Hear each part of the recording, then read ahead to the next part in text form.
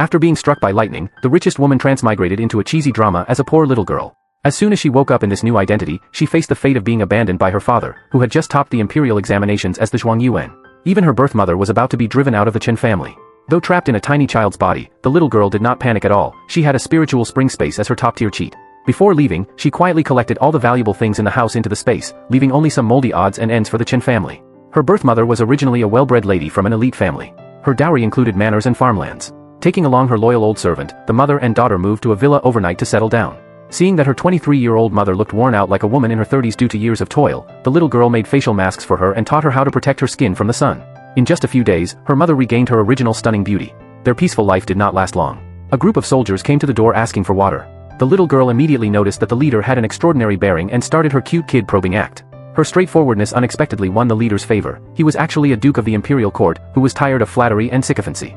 He immediately ordered his troops to camp outside the courtyard and not to disturb the female residents. During a casual chat, the duke learned about the mother and daughter's misfortune of being abandoned by the scumbag father and flew into a rage. Seizing the chance, the little girl acted as a top matchmaker, trying to pair her mother with the duke. Her antics made her mother blush and apologize in a fluster, but the duke smiled more gently and even stayed to have a meal with the little girl. The duke predicted that heavy rain would come soon. Seeing that the grain on the hills behind the villa was still unharvested, he immediately dispatched his soldiers to help with the rush harvest. The little girl played the role of matchmaker the whole time. When she saw that the duke's cloak was torn, she pushed her mother to mend it for him. When she sensed an awkward atmosphere between the two, she deliberately dragged the duke into chatting, praising her mother non-stop. Meanwhile, the Chen family was still dreaming of making a fortune by hoarding grain and driving up prices. Little did they know that the scumbag father had long emptied the granaries to exchange for travel expenses to the capital, leaving nothing but empty barns waiting to be flooded by the heavy rain. On the night of the downpour, thunder rumbled continuously. The little girl pretended to be scared and hid in her mother's arms. The duke had been keeping watch outside the courtyard on purpose. Hearing the commotion, he rushed over at once to comfort them. Looking at the man guarding them in the rainy night, the mother felt a warm glow in her heart.